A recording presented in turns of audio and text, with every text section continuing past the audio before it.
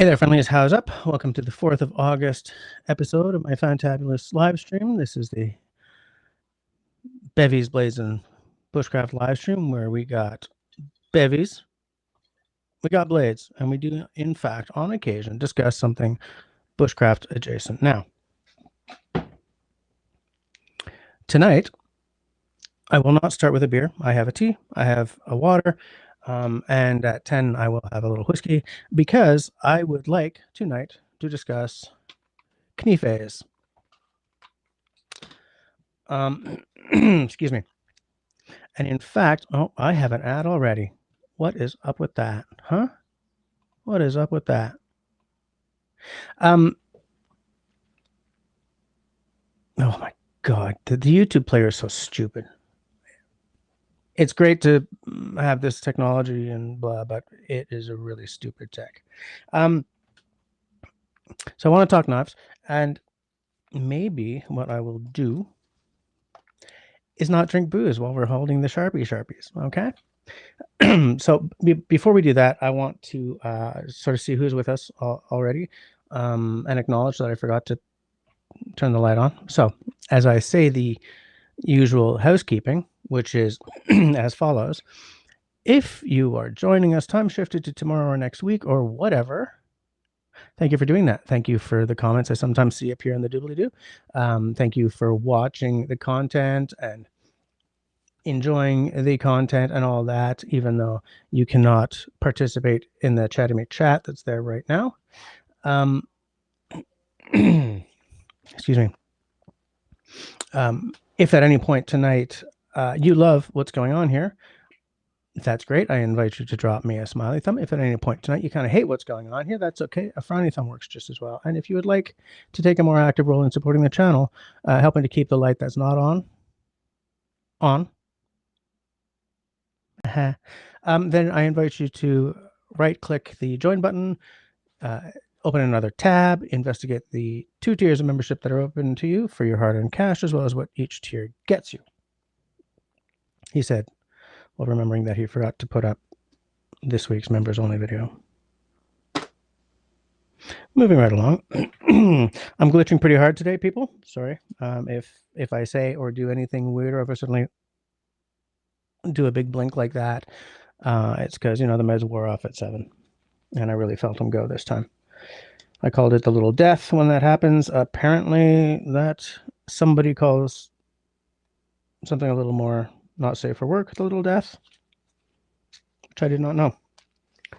So maybe I'll find a different term for how it feels when the meds go away. I was almost late tonight, but I wasn't.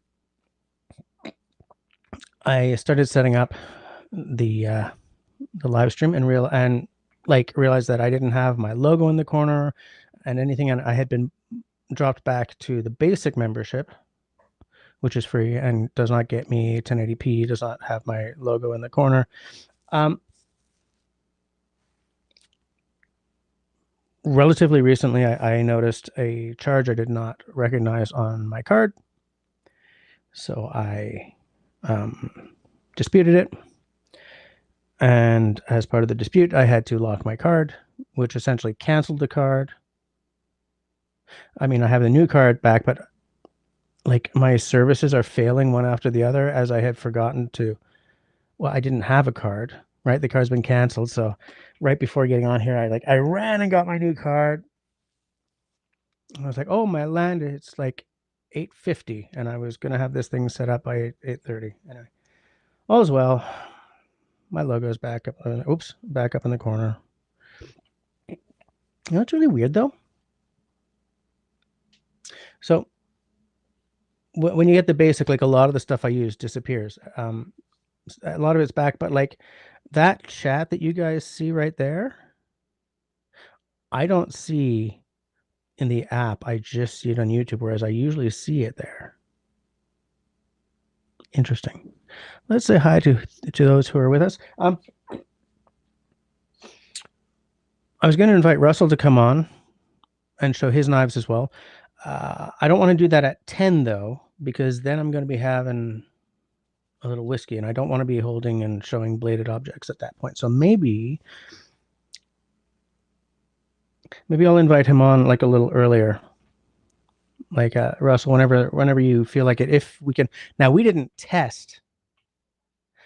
I don't know if the last time Russell was on my live stream was still using StreamYard. I don't know if we've tested this, so I don't know if it's going to work, but I figure, yeah, let's finish saying hi to everyone, and then we'll explore what our next steps are. Okay, I'm going to mute myself. Oh, damn you, hay fever. Water.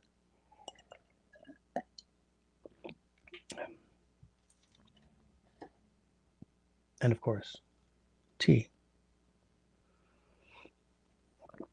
So who's kicking back with us here, people? Okay, who do we start with? All the way at the top. At 8:56, we had Mr. Country Boy. How you doing? Country Boy is a channel hero and a channel mod. So be nice to that hero and be nice to me, because if you're not nice to me, my heroes will drop the hammer upon you. Next was Destiny. How you doing, Destiny? Loving seeing Country Boy in attendance. Country Boy was including me in his initial "Good evening, wonderful human beings." It's so nice that somebody thinks I'm wonderful. Not many people who know me in my real life do, but you guys are great. Okay, there's Mr. Mark. How you doing? How are things down there? How's the weather? It is, man. It started kind of cool today. I was like, maybe I should bring a sweater, and then I forgot to bring the sweater. And then by the time I got out of work, I was like, oh my god. It's like, I stepped out of work, and it's like I often have said to you guys, it's like you open the door, it's like you walk into a tongue, which is a feeling that those of you who live in a humid, hot summer environment will know exactly what I'm talking about. In fact, I was going to post on Russell's Discord, but I forgot to. A picture of, so this morning for breakfast, I had like a scone and some grapes and a little Baby Bell. You know, that little red cheese. You peel off the plastic, and then that little plastic strip, and then you take the wax apart and eat the cheese inside. I incidentally had one right before coming on. So I left that in the car, and I don't know if you can see this, but like the wax just completely melted right into the plate. Hold on. That's not working. That's not working. Yeah, that'll work better. Okay.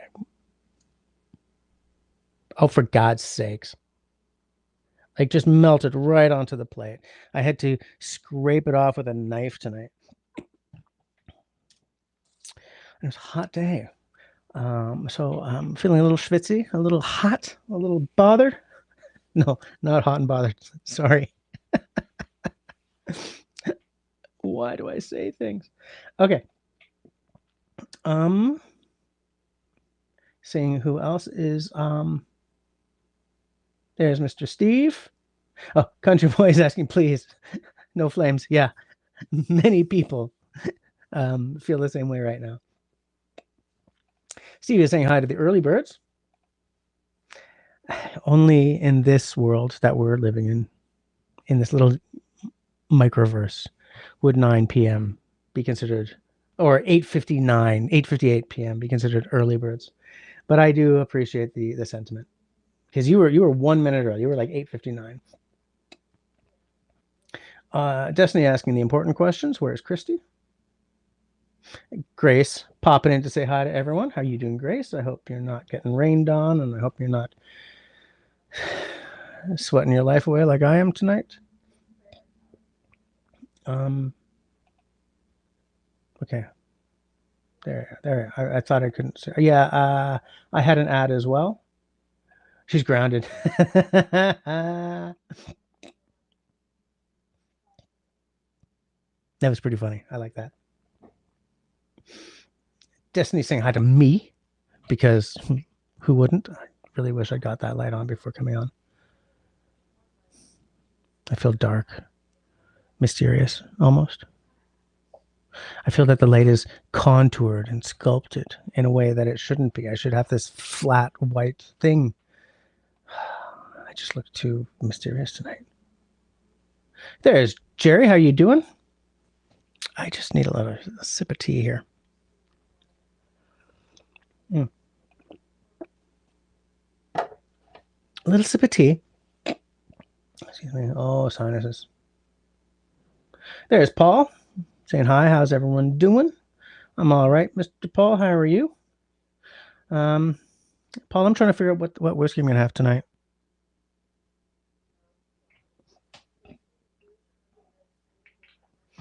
I've been slowly working through my bottle of Nika from the barrel because I love it. So I got that Sons of Vancouver still here, and I still, for some reason, have that big box of samples sitting right next to me, taunting me. Here's a little 18-year-old. Whoa, context is key. I meant whiskey. Stop talking, Jess. But it's a live stream. You gotta talk. Okay, well, stop saying stupid things, Jess. God, here's an 18-year-old. Oh my God.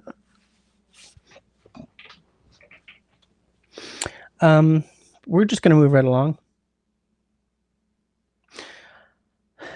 We're trying to figure out what Canadian is telling us with this hieroglyphics. Oh, it's all just wishing us happiness. Saying hi. He's cool. Everything's cool. Camping's cool. Deciduous trees are cool. Coniferous trees are cool. Canoeing's cool. Axes are cool. Campfires are cool. Maybe not right now, but generally campfires are cool. Oh, I got an ad. I'm skipping it. I got a skippable ad. Excuse me. How's the fam? It's okay. It's okay. We had a rough weekend, but we're okay. Some guy was in one of our retail stores with a huge knife strapped to his belt. Ooh, that sounds dangerous. When I used to go hunting every year, sometimes I would forget to take my belt knife off, before the drive home, walk into Tim Hortons or something and realize, oh God, wearing the knife. We're okay though, right, people? We're okay. I'm just here for the donuts. How big a knife was it? Didn't know one could sport a knife that big in a public setting. How big was it? I don't know what the legality is of sporting a belt knife in public either. You see them at a Renaissance fair or any of those milieu where you've got carving going on and showing old skills. But I mean, that's context specific, right? So that's public, but it's also in a setting where it fits, in terms of carving, and showing old skills, right? But I don't know how legal it is to just wear a 5-inch blade or a 7-inch blade strapped to your belt and walk into a Tim Hortons on the drive home from a hunting trip kind of thing. There's Mr. Peanut Trucker saying hello to everybody. Everybody. Yeah.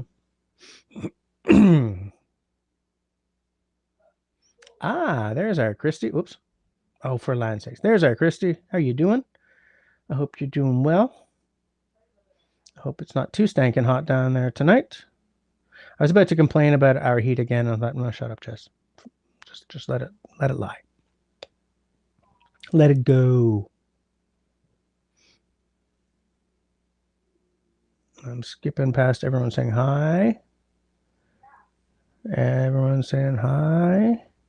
Oh my God, so many people saying hi. Oh, your daughter brought you dinner tonight and she just left. Yes,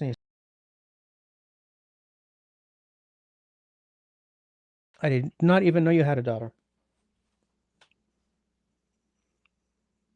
I'm guessing she's an adult if she just left. Obviously. Either that or she elected to be free early in life. Mr. Mark is reminding everyone to do the good works. How many thumbs up do I have right now? I know we've got 14 people watching. How many thumbs ups do we have? What time we're at? 21:17. Okay. Oh, look at that. Look who's here. How you doing, Skip? Just distractedly watching. I guess that means just listening. That's fine. That's fine. You remember what Mallory used to do when she would be attending the live stream, but like not saying anything? She'd just like leave a dot, like a full stop every now and again. Like I'm about to do to my own live stream here. Full stop. Send. Just to sort of show that she was here. I do the same thing when I'm watching something, but like I'm not commenting. So say maybe I'm listening to the Books Fest and I'm, drinking whiskey or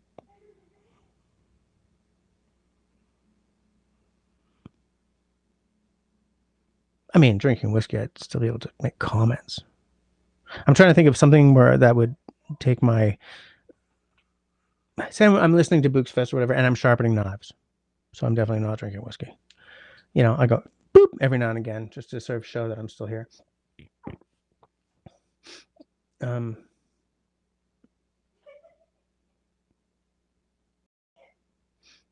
on a second. I'm looking for something that was said.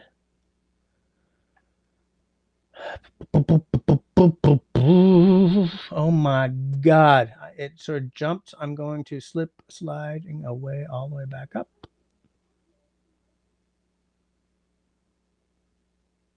I really hate it when this happens. Why do you do this to me? There we go. Yeah, thumbs up, people. Christy saying hi to Mark. Mark is saying hi to Christy. Skip is distractedly watching. Destiny's got an ad. Christy saying hi to Skip. Christy saying hi to Skip. Country Boy is telling Paul that it's going. My youth, my insane good looks, my will to live, it's all going. My will to live is going too. Holy crap, let me tell you. We're just going to keep moving. Paul needs a beer. Okay, good enough.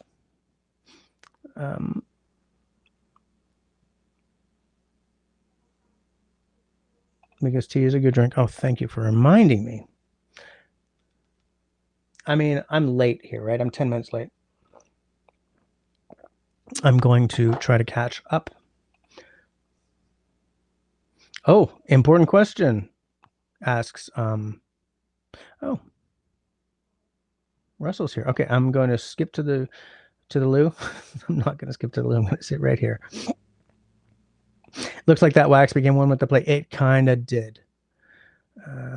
30 degrees with thick smoke, nasty breathing weather.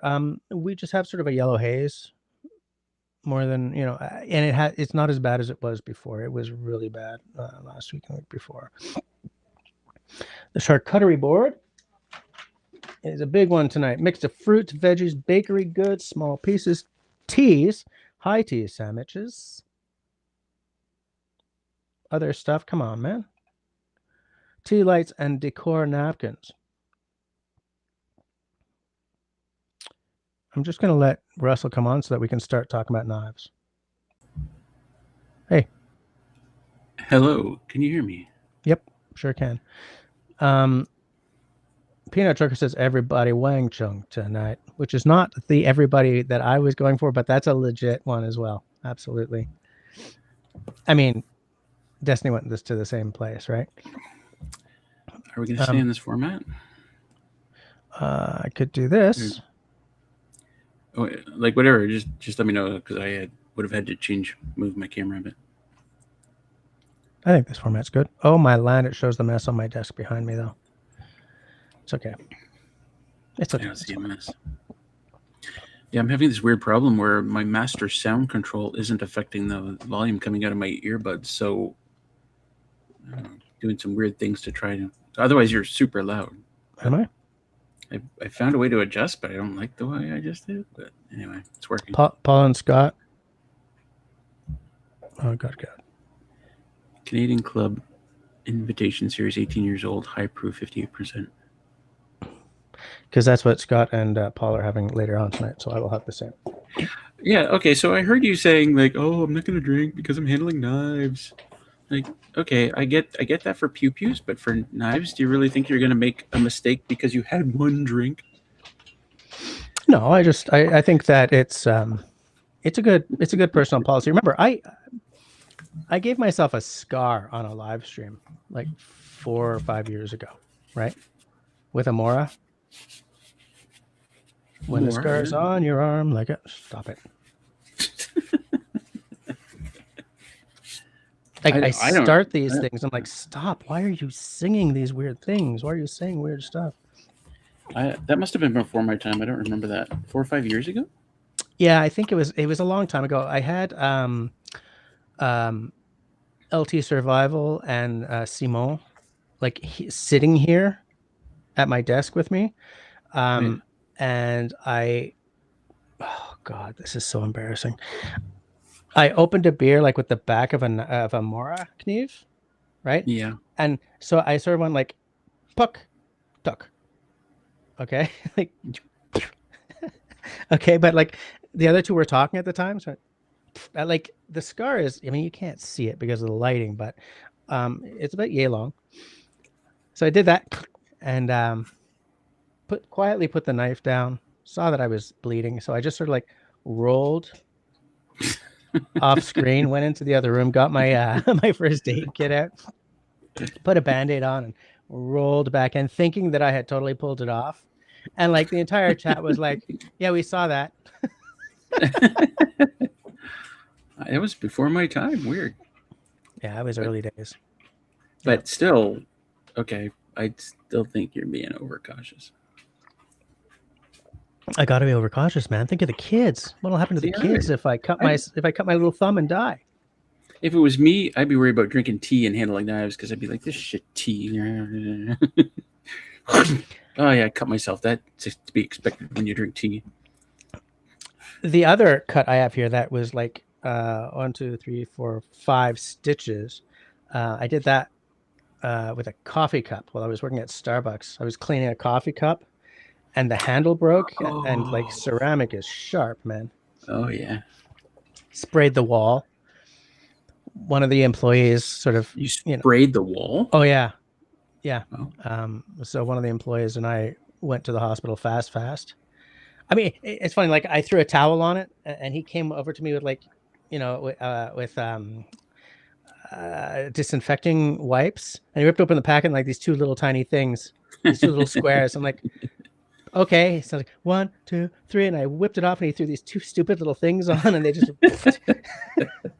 So I wrapped it back up. We jumped in a taxi, arrived at the hospital, and then I was like, oh, and I called them.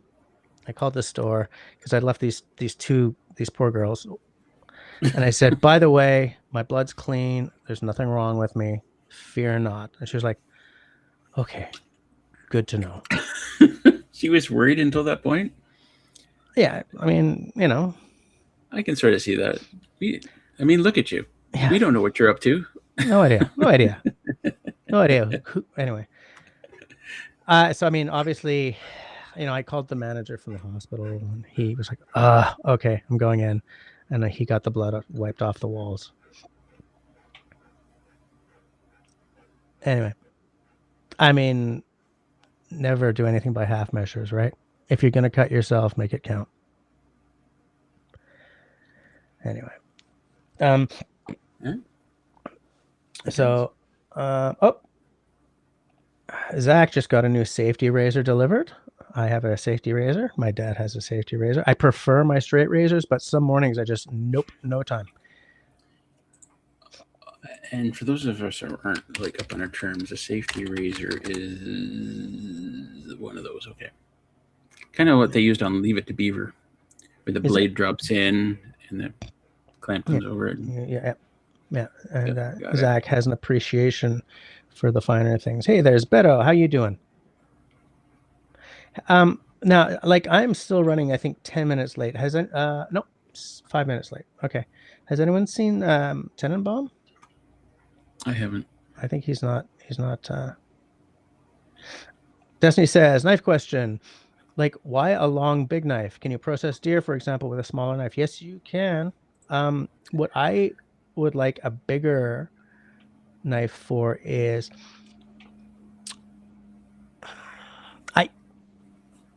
My comfort zone is a 4-inch blade. Okay, that's what I like best. But like a 5, a 7-inch, those are better for if you're gonna baton. Like maybe you don't have your axe with you. You know, if you're gonna just sort of baton like bigger logs, like a 4-inch blade will only baton something about yay, right? Whereas if you got a 7-inch, you can open it up a little bit to something like a larger piece of wood. Um, Generally, I have an axe with me anyway, so a 4-inch blade is more than enough. But you don't need a big blade to skin a deer. Um, Maybe if you're going in No, for the real butchering, I don't know, Russell. What do you think? for butchering, yeah, a longer knife, but for field dressing a deer, smaller knives are better, at least for me. And in fact, a knife I was going to show later, um, turns out this little, I forget what they call it. It starts with an H. Oh, with the replaceable blade, It's with a scalpel. replaceable blade. Like these are like, yeah, scalpel sharp, Yep. and that's really what you want when you're field dressing a deer, is something really really sharp. Um, and that blade is only 3 inches, so Yeah. that's kind of what I want. But Yeah, because you want a lot of control if you're field dressing a deer or a moose or something, right? You want to really, especially if you want to keep the well, hide, right? well, yeah, the big trick when you're field dressing a deer is to not puncture the stomach unless you've shot it in the stomach, which Right. you're in for a big mess anyway. But Like the you don't bladder want and that. everything. Yeah. And cutting, the biggest part of cutting is just cutting the skin, from like here down to there. Yep. And it's tough. You don't want a dull knife doing that. No. In Because fact, when you're finished, your knife will be dull anyway, right? You're gonna have like to we at least strop it halfway through. we're gonna be talking about all our knives later, right? But I Yep. mean, this is the knife that I took. This is one that City Girl gave me, and I thought this is gonna be perfect. I hadn't used it yet, so it should still have its factory edge on it, Mhm. which is usually really really good. But it was dull as shit, What is it? and Wait, let me don't like it. solo you here. Let me see if I can Hmm. remember how to do that. Hunting, fishing. Nope, I did that wrong. I Anyway, wanted to solo you, not me. I thought we'd go through knives chronologically. I thought might be fun. Havalon, yeah, Chronological. that's what it is. I don't know. How do you want to do this? Oh, I Smallest to don't know. biggest, uh, Um, chronologically, or Random most order of preference. I don't know. Actually, that's an cheapest to interesting. most expensive? I'm gonna have to look at my box. Um, in the meantime, Destiny's asked another question. Destiny Loves Ray is asking knife question: sheath material dependent on type of blade, like to protect the sharpness of the blade, or sheath material does not matter. Mm, that's an interesting question. Yeah, For me, it does, but not for either of the reasons that you're asking, Destiny. I like a wood-handled knife to be in a leather sheath because it goes together. Whereas I like a synthetic handled knife to be in a synthetic sheath. Is this 100%? No, but generally that's what I like. Um, I think in a situation where you're going to get really wet, or especially wet and cold, or it's like winter, I don't want a leather sheath in that kind of environment. Like, say I fall out of I fall in the water in like February. That's a terrible example because then what I'm worried about is freezing to death. Um, I don't know. Say I drop my knife in some water below freezing, right? Leather sheath, forget about it. It's boom. It's just going to stick to the blade. It's going to ice up, and you're never going to get it out of there unless you hold it over the fire. But then the fire's going to dry out your leather, which means that you got to oil it and everything in order for it to not start cracking on you. Blah blah blah. Um, the usual synthetic, what's it called, Kydex, that'll also freeze up. But what won't? Give me a sec.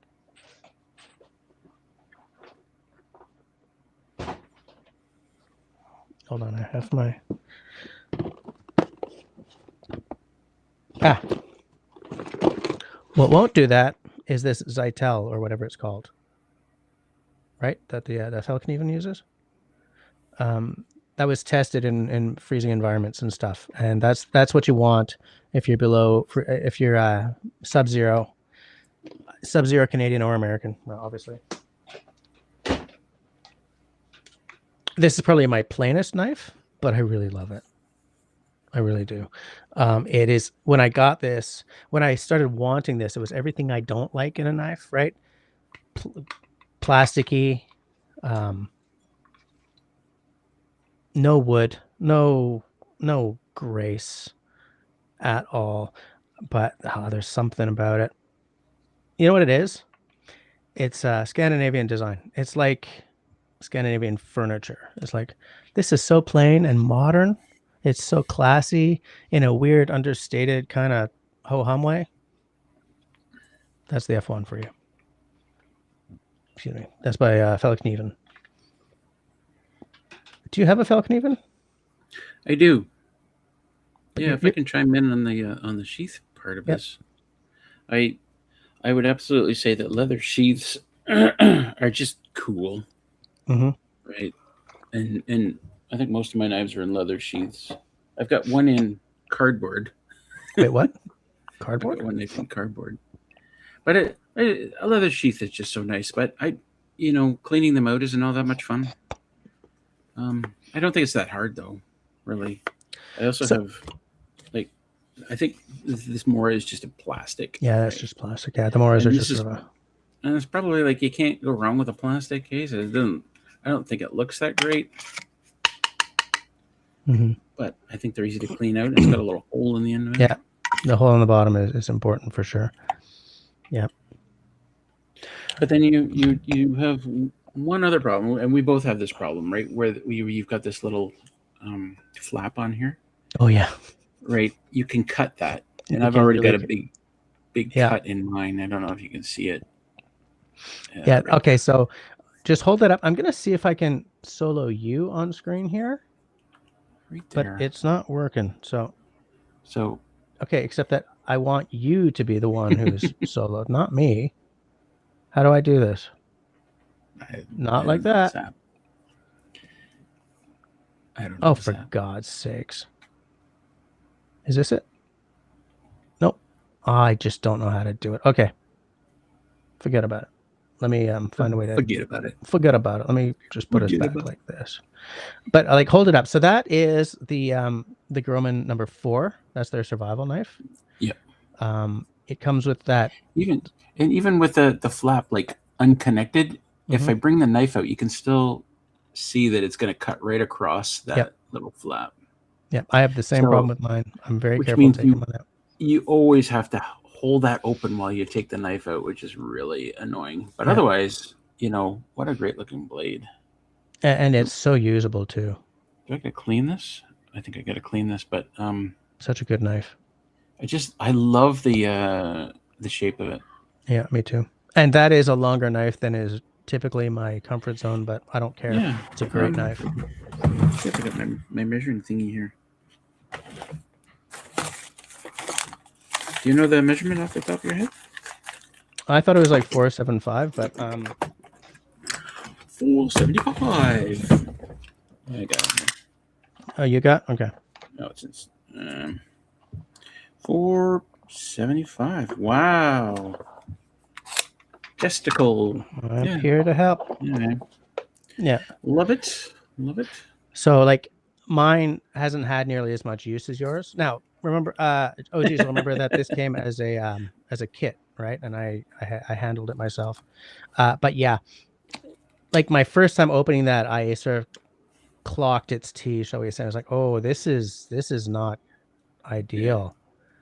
So like I don't know if I'll ever actually wear this one on my belt because I'm afraid of pulling it out and taking off the flap.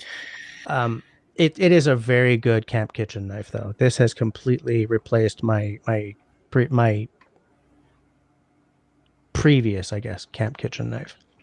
One thing I will say though is you'll never worry about the knife falling out of the sheath. No, you sure won't. Yeah. That won't ever happen. Yeah, absolutely. Even though it is a bit loose in there too, right? A little bit. Whereas a lot of knives, like my number 1, it's in there because of friction, right? Yep. Even that's a little looser than I'd like. But well, it gets looser over time, right? Is this the part where you're not supposed to drink while you do stupid shit like this? Yeah, exactly. Oh well, we'll remember Russell fondly for some things. Yeah. I love this knife. This weird looking. Going, oh, the look of this is. That's Oh, like that's such a beautiful design. straight up Canadiana right there. Maybe not the most practical. I don't know. I've also used this for field dressing a deer. Yeah. So when they were designing this back in the 1952 was when I think it was released. Um, they went through their iterative design phase by getting knives out into the hands of like hunters and trappers in the Canadian North. And so even though it looks bizarre, the ergonomics on this weird alien looking thing are second to none. Like I would never look at that handle and you'd be like, come on, man, there's no way that's going to be comfortable. It's great. It's absolutely great. Oh yeah, it fits right in there. Yeah. And it's even got that little bit of a grip underneath there, so you know Just a when your little bit. finger's sliding too far. Yeah. Um, Interesting thing about this knife is I inadvertently left it outside in its sheath, like over winter, Mm. and found it. Wow. And thankfully, I found it. But interesting thing about it is you can see where the handle is weathered a little bit. Yeah. Under this lighting, it's hard to tell, but you can kind of see the line There's a lot there. Yeah. I see it. right there. And otherwise, I mean, there's nothing wrong with it. It's in That perfect was a shape. stainless one, right? Yeah, of course. Yeah. I would not go. But I mean, Oh, that sheath is where's my? great too for that. That sheath is in such good condition. Yeah. It's weird, right? Like I left it out over winter, and yeah, it's I don't know, may have colored a bit. Like it's hard to tell from the lighting here, but that tip is lighter It's colored lighter, now. yeah. And City Girl has the exact same knife, and this is how I tell them apart now. Okay. Mine's got the little discoloration. Right.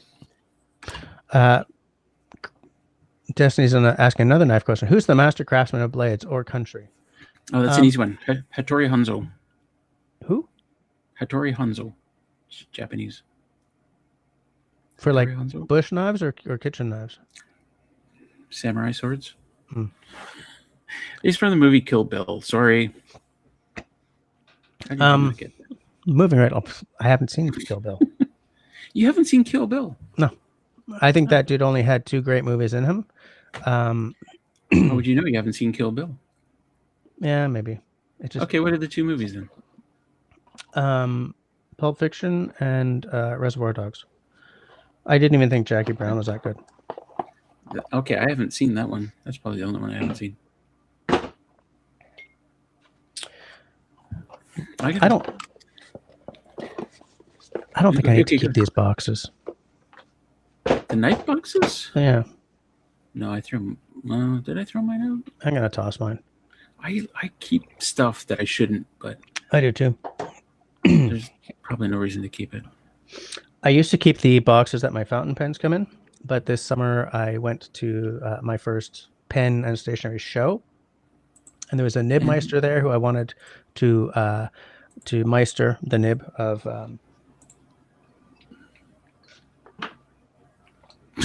this guy here.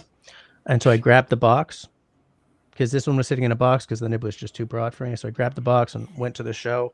And when I got there, I found that I had accidentally grabbed the empty box for this pen instead. So I decided when I got back that I'm not keeping the boxes for the pens. So I threw out all the pen boxes. And I shall now do the same for knives.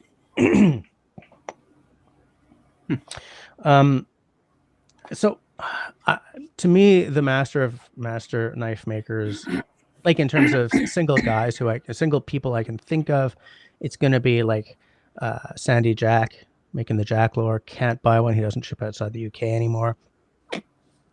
What's his name? Who made the original wood lore? Although Jack lores are nicer. Like knives are being made better and better all the time because everyone's trying to improve on previous. I think, but like Adventure Sworn in the States is making fabulous. I mean, he's doing knives in the British pattern, right? He's making very British looking knives, right? Woodlore clones. but very nice work. I'm kind of with Russell in that like Japanese knife makers are making fabulous stuff, especially kitchen knives. But there's a quality of work that just comes with the knife making traditions over there. I I have a set of those Japanese kitchen knives. They're very, very nice, and I'm afraid to use them, Right. so I usually don't. Yeah. You know, when the knives are that nice, it's kind of like I don't want to drop it on the floor. Well, and I don't want to dull it, and Yeah. because I don't trust my sharpening skills. Yeah. Fair enough. Yeah, I don't either. I'm not the world's best sharpener. Um, but also Destiny, I do find that like in terms of production knives, Hella, they're in Norway. They make very nice knives for production knives for sure. A lot of their knives are like the rat tail tang, which I don't love, but they got a couple of full tang or like half tang. Um, for the prices, Mora's making amazing stuff. Now they've got a few knives that are really expensive now though. But again, that's like a knife production. That's not like a one guy or a 2-man shop or anything. I'm trying to think of a couple, but like I generally like sort of the European craft work. I'm the operator with my pocket calculator. Craftsman is what I'm thinking of. My first bush knife is from Australia. Nicely done. I have an ad, by the way. I'm showing you guys. Hold on. Right. This was the first knife that was shown on my channel when I started in whatever 2013. Woodlore clone, right? Except instead of the full Coke bottle handle, it's flat sided. Made by Jeb Campbell in Australia. Did you make the lanyard? Yes. Yeah. Nice. Lanyard was me, and I also wet formed the sheath because it was not tight at all. I think this sheath is too big for this knife, actually. Yeah. But anyway, it's got the little spot for the sharpener. Is that what it is? Yeah, but I had one for it, and I no longer do. But I'll put another one in there. I've got. If I can start chronologically, I'd like to talk about this knife for a second. Sure. I'm sure I've shown this before, but I got this at a flea market when I was probably like 14. My dad Hollow handle for me. Hollow handle, yeah. It was just after Rambo, so it was all the rage. Oh man, I remember those being everywhere. And it's a shit knife, but I love this knife. And it's got the little spot for the sharpener there. Yep. I don't know if the sharpener's any good. Did that one come with like a little sort of survival or a fire kit or whatever in the handle, or was it just that? Yeah. And I put this handle / lanyard on there because the original one came off. Mm-hmm. I was quite proud of that. Yeah. And it made an actual little loop the way it did it. But and then it messes up this part. But does that one have the little compass on it, or is it just the sort of the button? Little compass right there. Yeah. Those were everywhere. Oh yeah, that's actually working. And then, oh no, I've lost the thing inside. It did have a little plastic case. It had matches and a little fishing line, and that's too bad. Yeah, not like I'm ever going to use it. But it's a sort of a, that's a piece of knife history there. Those were big back. I think you're right. It's right after Rambo came out. Like they were just everywhere, and like at flea markets, but also at like head shops and stuff like that. Yeah. Not like I ever hung out in such places, but Christy's asking a knife question. What is the most important thing you look for in a quality knife? It's got to look great. He's not wrong. What I look for is a good steel. Now, to me, Okay, a good steel is an O1 tool steel, right? It's a very basic, old school steel. Some of the super steels that are out now are going to keep their edge for way longer. I get it, but the nice thing about O1, especially like in a Scandi grind, is that the sharpening is easy. It holds its edge for a fairly long time comparatively, and it's easy to sharpen. I don't know where my Australian knife went, but so this is in an O1 tool steel. Okay. Um, I have beaten the ever loving crap out of this knife, and it just keeps coming back for more. You know. Well, since Russell's not here, hold on a sec.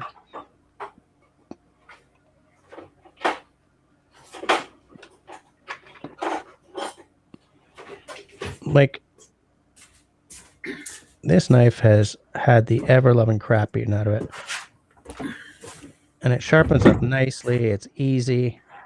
Because with a Scandi grind, you just sort of lay it on the stone, angle it to where it's got to be, and go.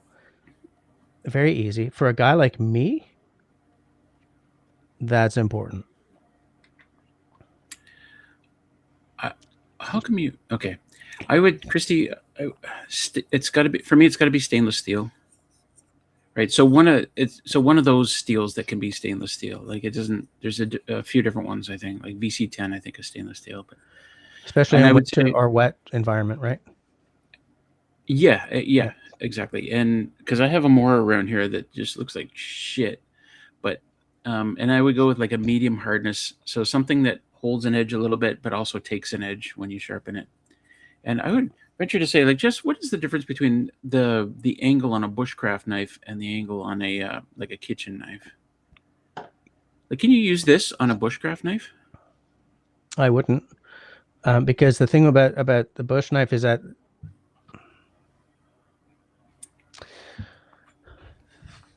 I'm generalizing here, okay? But like the angle of the bevel on a bush knife is going to be like this, whereas the angle on your kitchen knife is going to be Yeah, like this, right? yeah. Do they make these for like bushcraft knives? So when I bought my first two serious knives, remember I bought two knives by accident, and neither of them are good bush knives. But But they're serious.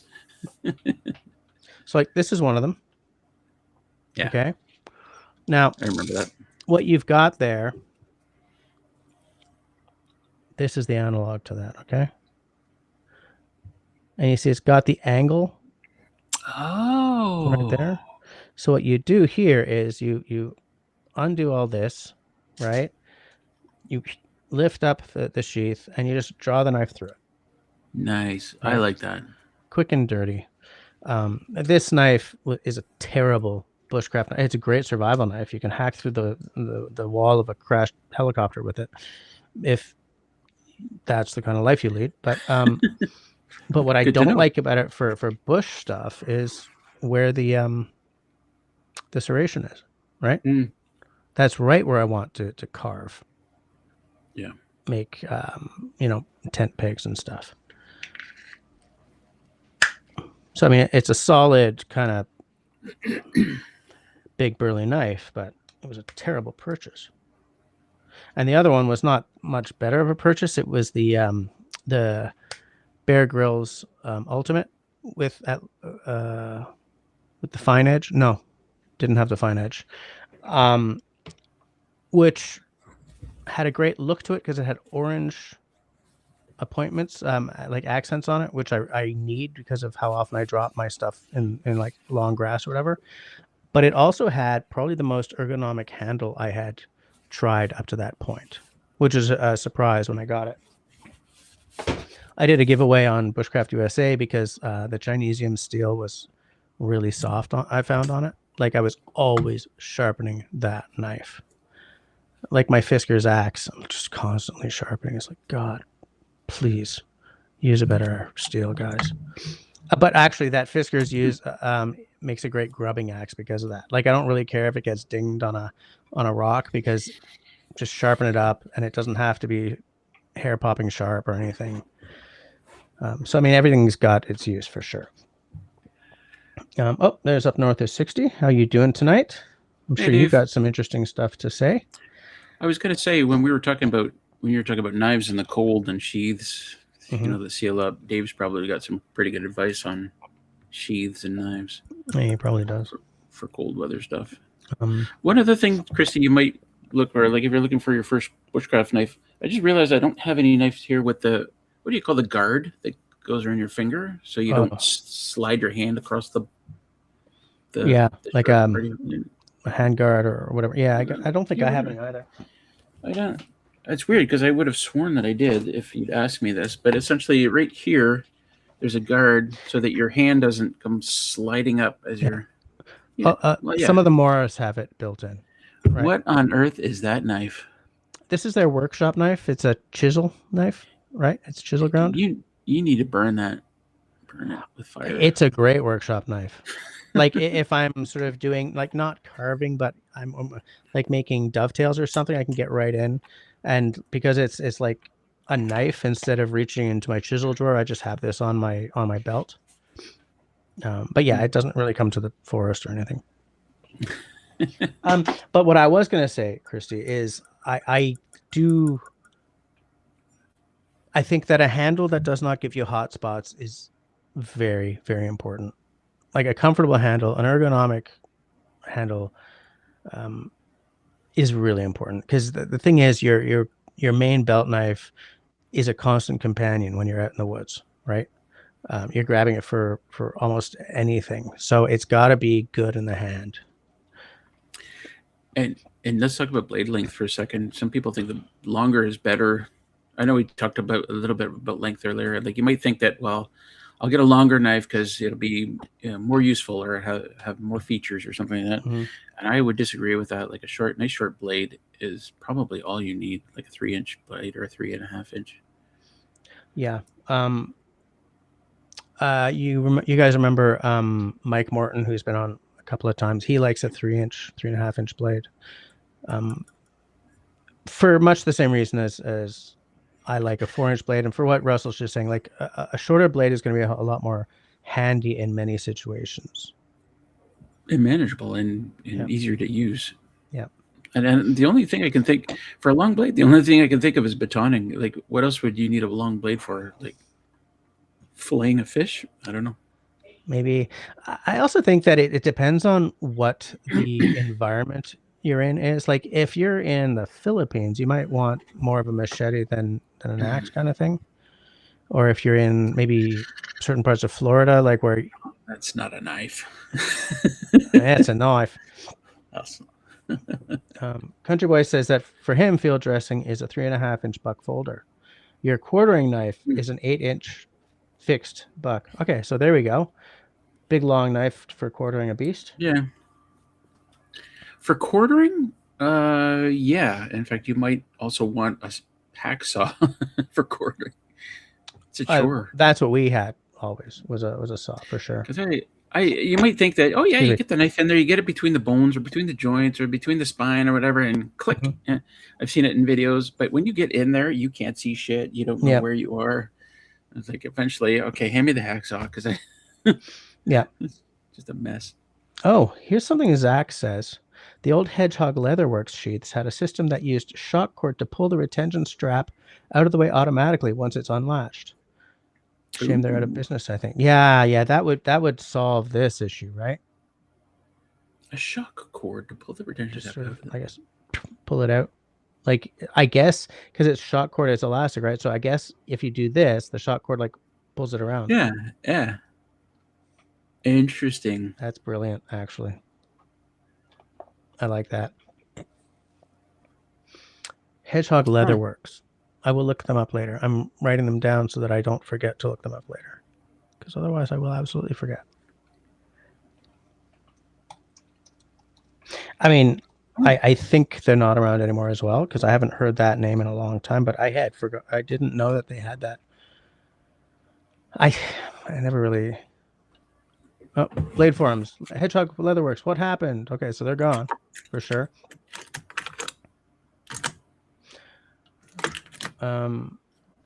So I will deal with that later. I have now lost the page where there we are. Found you guys again. We're going to talk about EDC knives as well, right? I guess so. I don't really carry an EDC knife very often. Like I've got a couple, but they don't come out as often as I thought. Zach says a very good knife company is doing very good work. I think it's a single guy shop. Okay, good to know. Good to know. Steve knife question. Has anyone heard of Winkler knives? I have not. I'm not really like a big knife guy though. Like I like a good knife. I have too many good knives actually. But like I know some people who are like way into knives and like they know all the brands and they know some of the smaller makers and they know real boutique guys and they'll throw like $800 on a knife. But like I my knowledge of all the current makers and everything is quite limited. I know when Survive knives sort of went under, I felt kind of bad because I wanted one of their 4-inch blades. Never had the chance. Zach says that most kitchen knives are around 15 degrees. Pocket knives are usually 17 to 20 degrees. Yeah. Oh, am I going to pour that whiskey? Yes. Oh, I should have poured that a while ago. Okay. Canadian Club Invitation Series, 18 years old. We'll talk about sharpening systems in a bit as well. Sure. And I should have brought my Lansky down to talk about it. I don't have a Lansky, but I have a Lansky clone, which I also didn't bring up because I, for some reason, didn't think of talking about sharpening as well as knives. Somewhere. Anyway, I want to show some stuff here. Okay. I want to show. Oh no, I've lost it now. I guess you can't show it then. My just very check first. What people are saying. My very first multi-tool. It's not a Leatherman. No, this is a cheap. I couldn't afford one at the time. This is one of those cheap, Canadian Tire ones. Yeah. And I thought, okay, this is great. This has a couple of knives on it and a screwdriver. And I thought, this is perfect. I don't need an expensive one. And it turns out, like, if you look at the side, and it's even got these hex things on there. I guess you can turn. Nice, smooth. But when you open it up, you've got this very jagged edge on both sides. And for my feminine fingers, when you grab that and try and do something, ow, does it hurt? It hurts so much. That was my first one. My second one was a Leatherman Juicy. I don't have it with me anymore. I don't know what happened to it. It's one of the very small Leathermans, and it was perfect. I wore it every day at work. I worked in the IT when I worked in the IT industry, and I used it every day for like opening boxes and stuff. And then more recently, I forget what I had before I had this one, but it got to the point where the things didn't line up anymore. The pliers didn't line up very well. I wasn't happy with it. But City Girl got me a Gerber for Christmas, and this thing like does everything. It's like the T1000, It's right. Really, really solid, easy to grip. And it's also got the locking mechanism so that when you pull a knife out, it locks. I just want to point out that Christy is saying that she still has that the Cold Steel Canadian belt knife that I sent her. I love Cold Steel. You ever go to their website and just look at all the stuff they got? Yeah. It's so much fun. Tenenbaum's here. One. Nice to see you, Tenenbaum. And I rarely wear stuff like this anymore because it's so freaking heavy. Like, it's the tool that does everything, but it's like this sucker is like a pound. I forgot I had this for the exact same reason, right? Mm-hmm. This I got recently. This is a Leatherman Skeletool. Okay. Oh, that looks really cool. Right? You can, it's got a. Yeah. You can clip it on.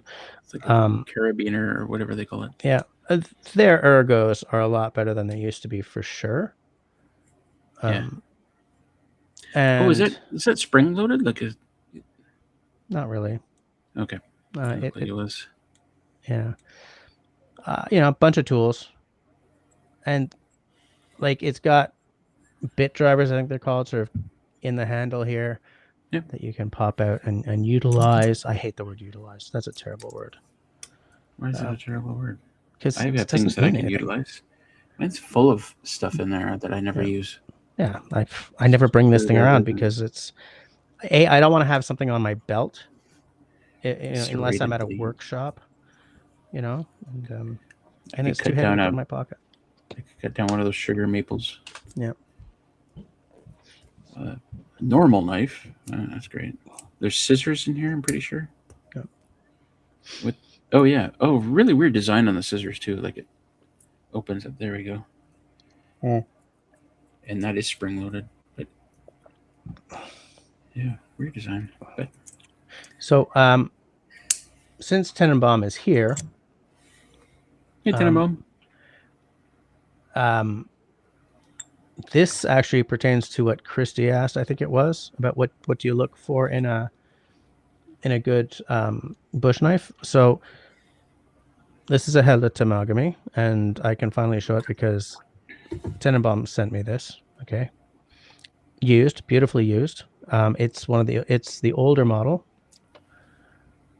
and so Christy, when I said that Hella makes some half tang knives, what I meant was this tang goes all the way here, but it only goes halfway down the. So Only to goes halfway down. save costs in metal. Is that what that? No, what it's for is when you're in the winter and you've got your, like if you're wearing sort of those mitts with those gloves with the fingerless gloves, Yeah. or like where it's a mitt and you fold it Okay. back.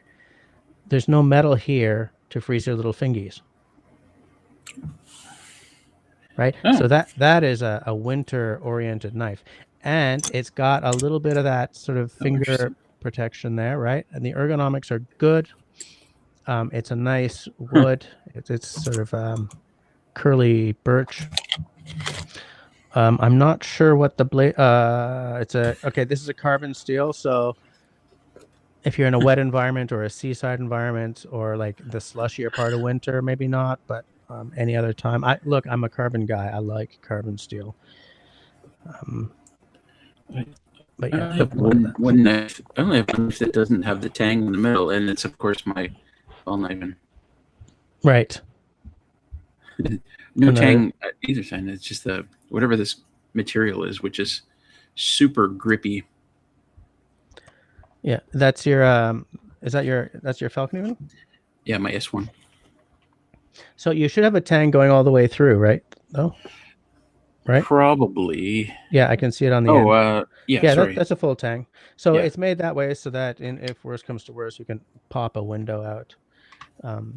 So, anyways, this is very exciting because I have wanted a Tamagami forever, and it's nice to finally have one. This is like the only knife I have where the tang sits proud of the end of the knife too. Is that for breaking windows? Is that what that is? Yeah. So these Falcon okay, they have many different models now, but they were really like this one specifically was, I don't know if it still is, like the official survival knife of the Swedish Air Force, right? So being able to pop a window was kind of important. I need to get a lanyard on that guy. Like this little orange lanyard, little blaze orange. Well, I kind of like the. I didn't do this lanyard, but I like these little thingies on there. Yeah, that one's nice. It's interesting. Purple? This is the one this is the knife that City Girl got me, and yeah, it's purple. And if you look up online, there is like a whole culture around lanyards and how to make them and how to do different designs, and you could spend a lifetime just doing them all. Yeah. But I didn't do that one. I've got some of my backpack that I did that are very similar. The only one I've ever successfully done is this one. And I mean, after this many years, it's starting to look pretty scrappy, but I was really proud of it when I successfully did. It's not very pretty. Like there are people who make much better work than this, but I was proud of it.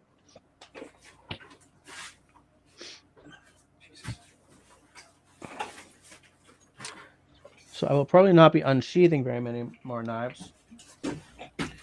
I just want to briefly show, because I thought this was a good idea, and I forget where I learned it. But on my backpack, I've got multiple pouches. I know we're talking about knives, but I got the big main pouch. I've got a secondary, really decent sized pouch, and then a smaller pouch in front of that. And Right. one of the things I did was I put a big lanyard on the biggest pouch, Right. and then a smaller lanyard on the next pouch. And then the last one doesn't have anyone; it just has the regular thing, the tab that comes with the bag.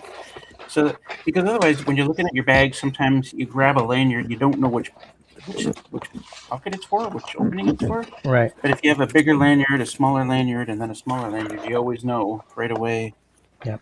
which one you're opening. I just want to point out one thing, again, sort of pertaining to that question Christy asked about, what makes a good knife.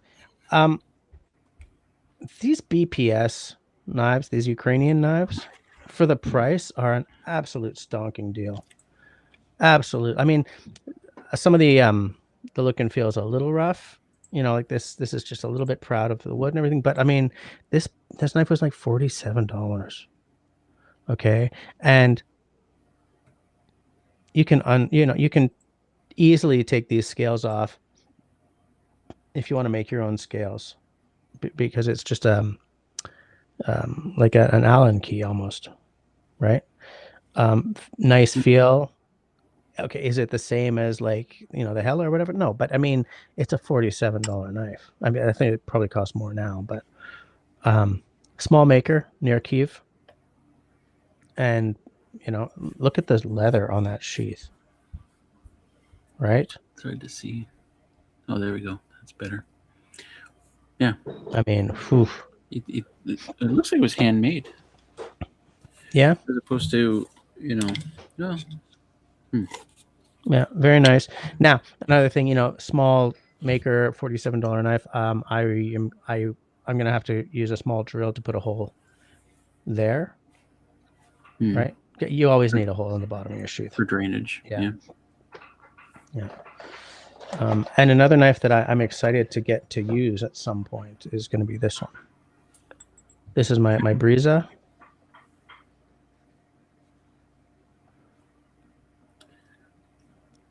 That's it. I love that blade. Yeah, that's my Nesmuk for my Nesmuk Trio.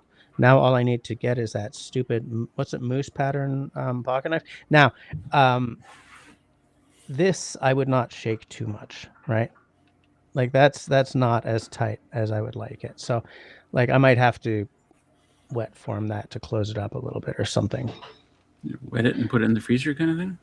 I just like wet it, push the crap out of it, put a clamp, like a bulldog clip there, right? Just to make so that chip clip, something like that, so that it'll dry, like clamped down. Yeah. I gotta grab a knife. I forgot one. Okay.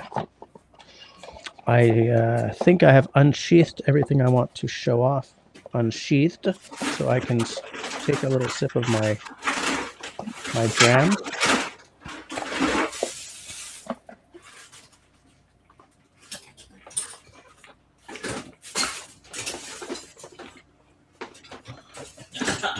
Oh, geez, will remember this, but those of you who aren't, this was my original camp kitchen knife. This mini Nesmuk.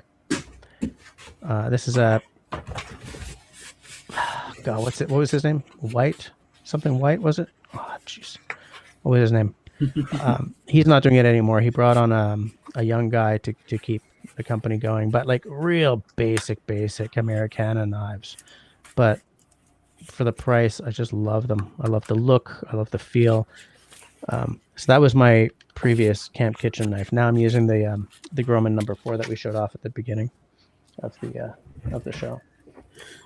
Oh, Destiny's asking for. Hold on. I totally forgot about this. A cheap Amazon knife, super cheap. I was like $20, and I saw it. I gotta have this knife. This is so cool. It's probably garbage. I haven't used it for anything. It's actually got a decent edge on it, but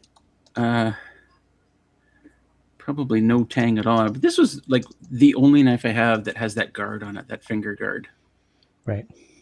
Okay, I'm just telling Look at the mirror. Destiny.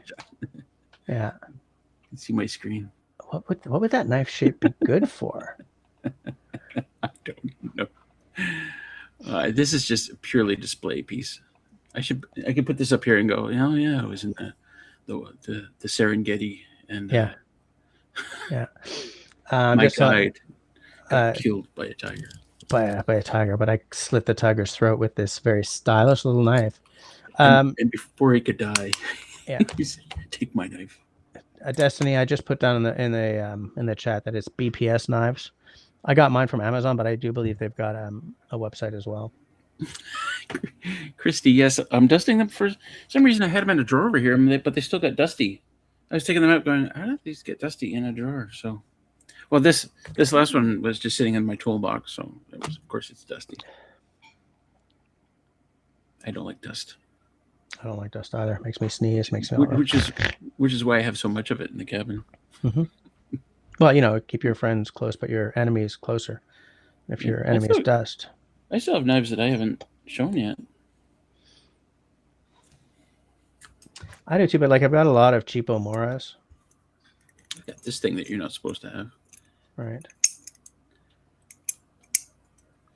I've also got my bought a set of throwing knives. I actually threw them for a while and then decided that sucked. But they're kind of cool.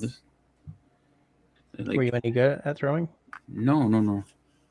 It's a lot of dancing, right? You throw it at the board, it bounces back at you, and you try and dance out of the way. Right. I actually put the lanyard / handle on this one. I was quite proud of it, the design. Oh, nice work. Yeah. So you could actually use it for something. And it comes in a one of those double sheaths, which is with the tiny one. That's a little companion knife. And that's not the only one I have like this. I have this. This was sold as a field dressing set of knives. That's not the Gerber, is it? No. So what is this? It's a hunt shield, whatever, cheapo. But as I said earlier, it all comes down to how sharp the knife is. Like this would be fine if it was like really, really sharp. I could use that. I don't even really care about the profile, right? Yeah. It's just, is it sharp enough to do what I need it to do? Right. Because I'll tell you what, when in the last winter when I shot that deer across the pond, I grabbed a knife and a backup knife and another backup knife, and I went across there, and I'm over there and it's snowing, and you start cutting, and you go, okay, these knives all suck. Like, how long will it take me to go back to the cabin and try and find a knife that's going to work? So you want a knife that you can depend on, a nice, reliable. Yeah, for sure. These aren't it. Yeah.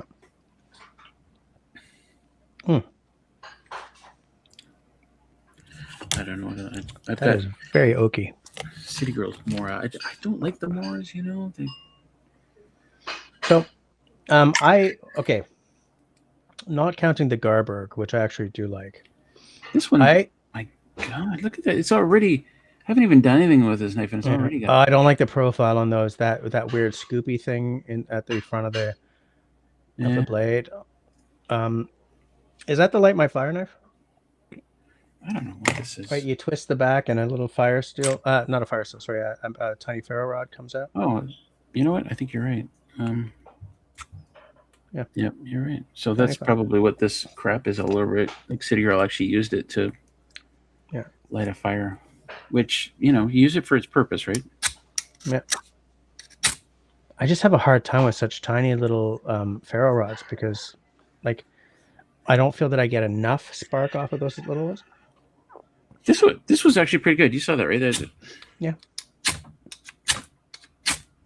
Certainly, I have one that's a ferro rod over there that's just a ferro rod, not a knife, but it's like twice as long. And you can get, because what you want to do, of course, I don't want to, Jess already knows this, but you want to dig this right into your tinder when you're down there. You don't want to do this in the air, like 10 inches above. You want to dig it right in.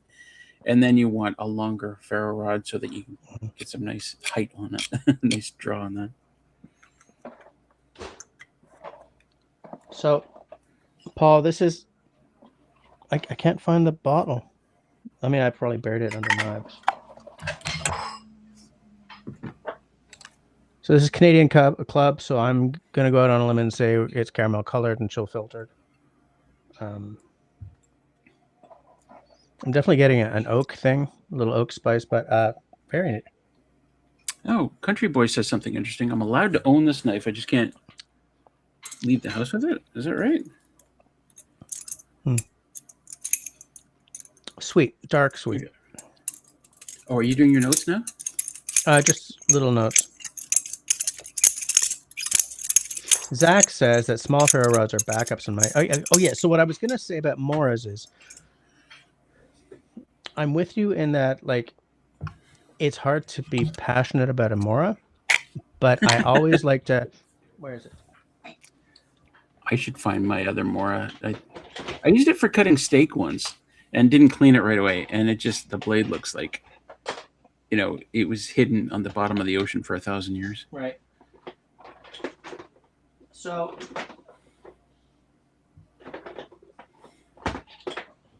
Oh, you can actually see the ferro rod in there. Jeez, Yeah. My blind eyes, I can't see shit.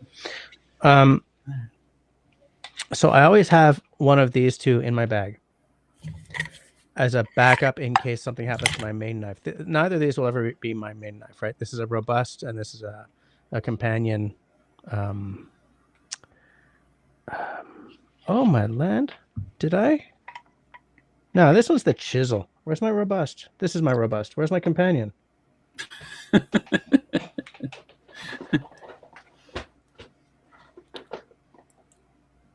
I'll bet that my companion is actually in the bag. Like I say, I like to keep them in. And I don't know where I got this little basic. It's the 546, I think it is. Yeah, 546. I don't really want to be opening this after drinking whiskey, but like very simple little BS little knife. But the cheapest man chips, has had one sip. I've had 3 sips, okay? 3 sips. One was just for notes. That doesn't count. That's a good point. But like the Mora that you don't keep as a backup is the Garberg, right? $150 knife. This is a solid knife, and it's unlike most Moras, it's full tang, which really sort of.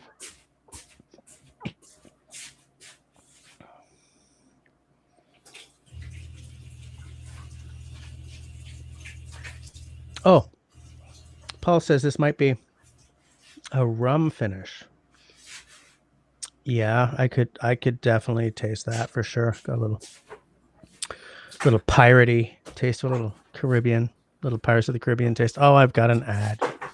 Is it skippable at least? Yes, it is.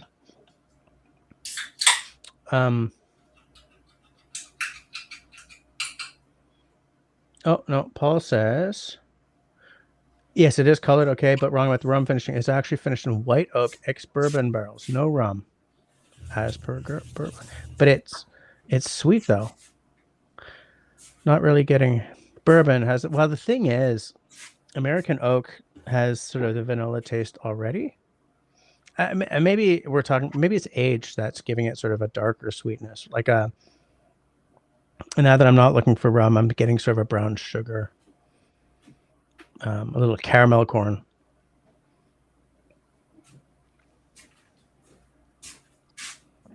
Oh, that's very nice for a Canadian club. That's extremely nice.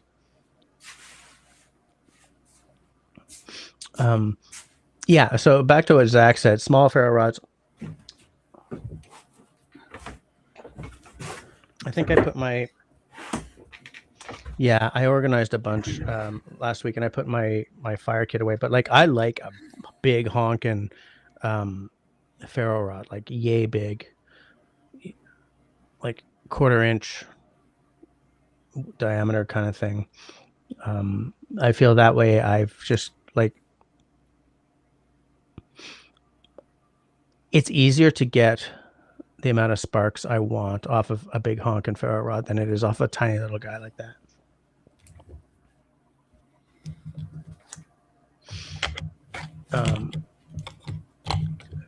Yes, Scott, there's definitely a spicy oak to it. I get that as well. Christy is asking, what do I use to sharpen my cold steel? I opened too many Amazon packages with it. Okay, so I'm just going to try to remember. Actually, I don't have to try to remember. I have one here. So that's a Scandinavian grind with a micro bevel on it. I would just use a stone or like some very fine sandpaper. And you just sort of like you angle it so that the micro bevel is just like it's just hitting the same bevel, and you just go. One thing it would be good to have for the in between times is either like a leather strop or one of those kitchen honing rods that you can do in between, or like right before you do your packages. Like in a pinch, that'll really work for you. But I really think a good stone and then a leather strop, but on a paddle rather than a belt. A belt is fine for your straight razor, but a paddle gives you some real freedom of movement.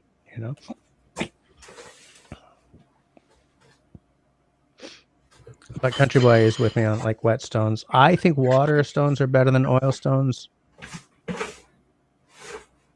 but I couldn't tell you why. I prefer water stones. I could not tell you. At 58%, you don't think it's chill filtered? Actually, that makes sense. I went for, I saw Canadian Club and I thought, oh, it's got to be, if it was cold down here, we would see if we got some Scotch mist, but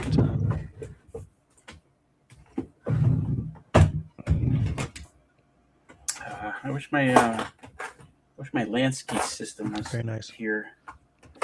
Christy, I would take a look at a Lansky system. I don't buy it. I mean, take a look on YouTube and watch people talk about it and use it. It's slightly easier than just jumping into a whetstone. Yeah, that's a good point, actually. Yeah. I just want to say hi to Jim, by the way.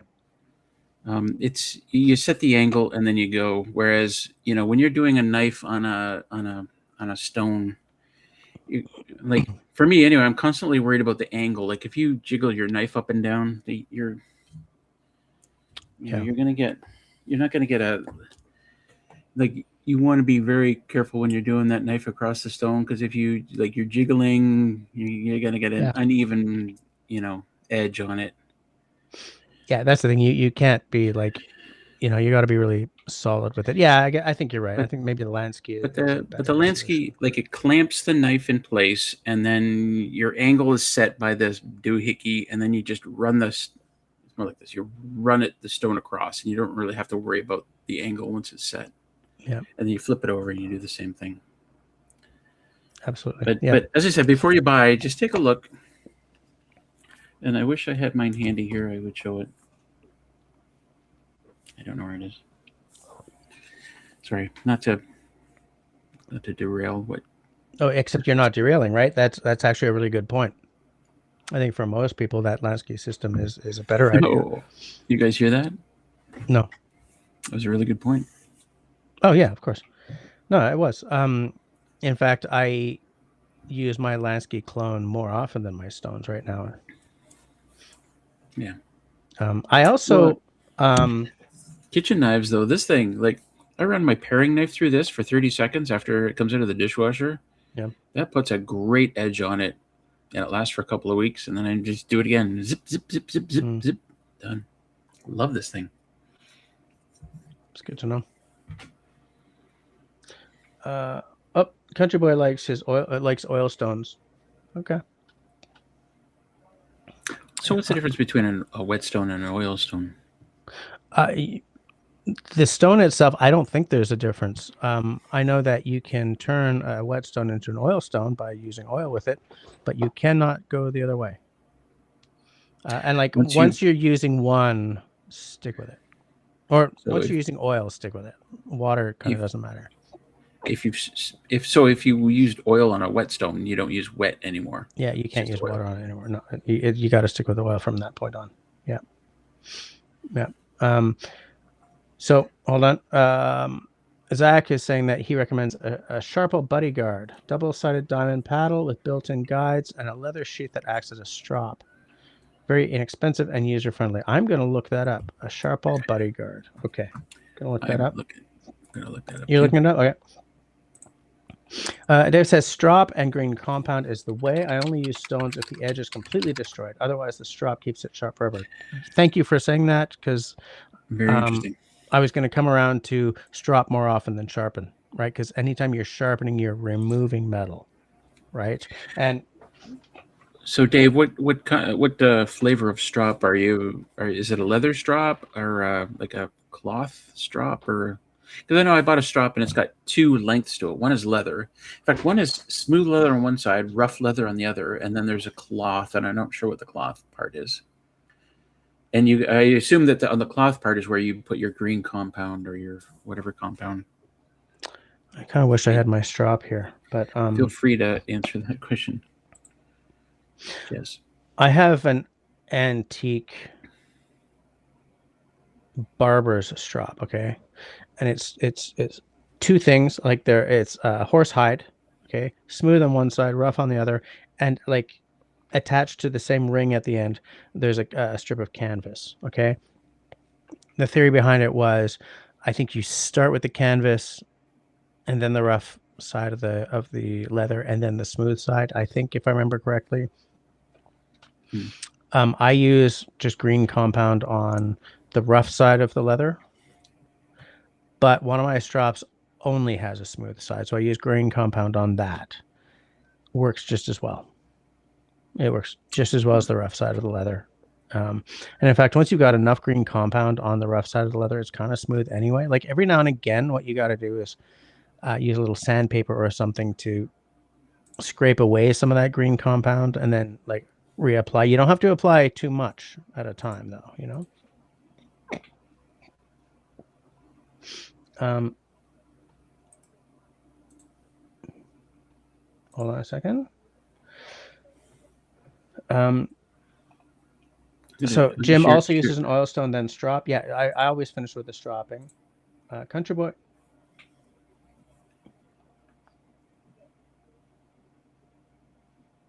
Yeah, so this is okay.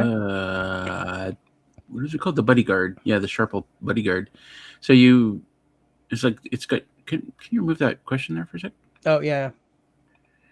So I think it's like one grit on one side and then another grit on the other side, and then you use the sheath for your stropping.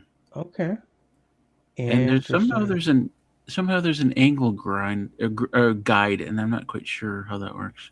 It's that black thing there. Okay, so the way that works, I've seen this before, and I'm extrapolating from what I've seen before and assuming this is the same.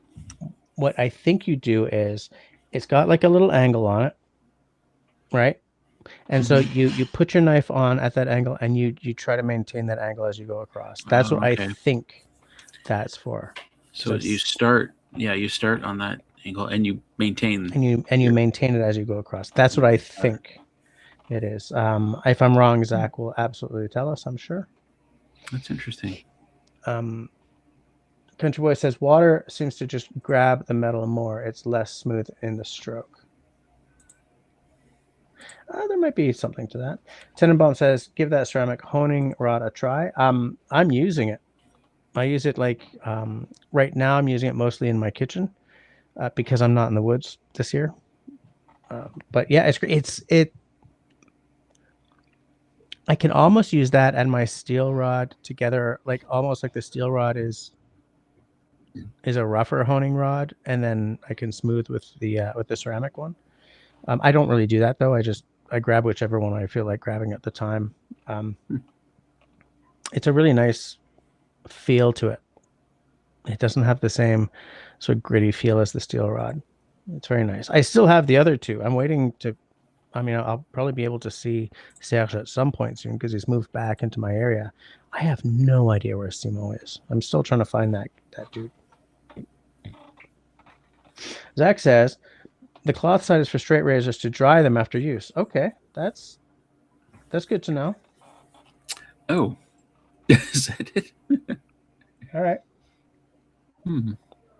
That's disappointing. I could grab that. It's actually just sitting over there. Yeah, sure, go. Right. I don't grab that.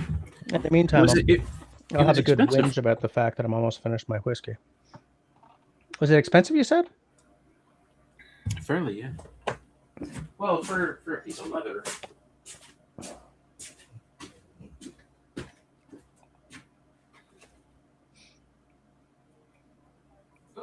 I got two. Okay. Christy has a honing rod for your kitchen knives. Yeah, you try that. Well, you got to sharpen it up. Like, you got to hone knives that are already sharp, right? Because the idea is you don't want to be sharpening them too often, right? So you're using a strop or a honing rod in between. So I got two things here. Actually, I totally forgot. I bought these back when I was using a straight razor all the time, and trying to figure out how to sharpen this stupid thing. So this is probably like $80 from what I can remember. Yeah. Like 20 years ago. So it's got the smooth leather side. Yep. Let's see if I can use it, and then a rough leather side. Yep. And then like a woven ceramic. Apparently, I wasn't supposed to do that. So this is just supposed to dry it, I guess, is what he's saying. Yeah. But yeah. Still, I mean, and I used this, and I wasn't sure if I was doing it properly, which is why I bought this one. Yeah. Where it's just a leather on a board. Yeah. And so you can't like, well, I was worried about the angle that I was hitting the edge on this, and apparently it doesn't really matter, does it? And I forget if there's something different between these pieces of leather on each side. Obviously, they're different colors, but yeah. So I do like a strop that's on a board as well. I like it. I feel that it's easier to sort of get like a straight thing happening. For my straight razors, I use a belt one. I just have it hanging next to the shower. Yeah, like that. Yeah, you can see it was expensive because of these fancy rings and shit. Yeah. Yeah, it's the shit that always puts the price way up. There's so much dust on this. You can tell I haven't used it in like a long time. Country Boy, strops before and after, before you put your tools away. Yeah, that's the way to do it. Strop to start, strop to end. Oh my land! It shows that I didn't dust off my mic this time. Sorry, people. Sorry, Peanut Trucker. I know. I think mine's really dirty. Okay, so Zach says I'm more or less correct. He doesn't use the guides because he prefers a thinner edge. Yeah, the thing about those guys is that they really prescribe an edge to you. And when I'm sharpening, especially my kitchen knives, I know the angle to hold them at by hand now. And usually I'm pretty good. Every now and again, I can't catch that angle though, and I'm like, oh no, I'm ruining my edge. I've got one more blade to show you. Okay, just let me read this by Dave. Veg tan leather is the way to go since it holds compound way better than anything else. That's good to know, for sure. Okay, go. Oh, you want to see that? Yeah. And then Destiny has a question that you might know the answer to. I'm going to put it on the screen. I do know the answer to that, and it's the most Ray answer ever, by the way. What is it? Oh, hold on. You want to see this stuff first. Okay. Oof. Yep. Yeah. Carrying with paper towel, partially because it's dusty and partially because it's still got the factory oil on it. Oh, I love that. Isn't that... Okay, so, but do you have the handle to go on the end of the blade with it? I do. I have the pegs, and there's two of them. One near the end here, and then one closer to the... You see the one closer to the handle? Yeah. So you can get, even if you're on this end, you can get two hands on that sucker. Oof, love that. Isn't that beautiful? Like, oh God, yeah. And this isn't just for show. This sucker, well, I mean, it's for show here at the cabin, but I mean, they make these for actual use, not just for. Ta-da!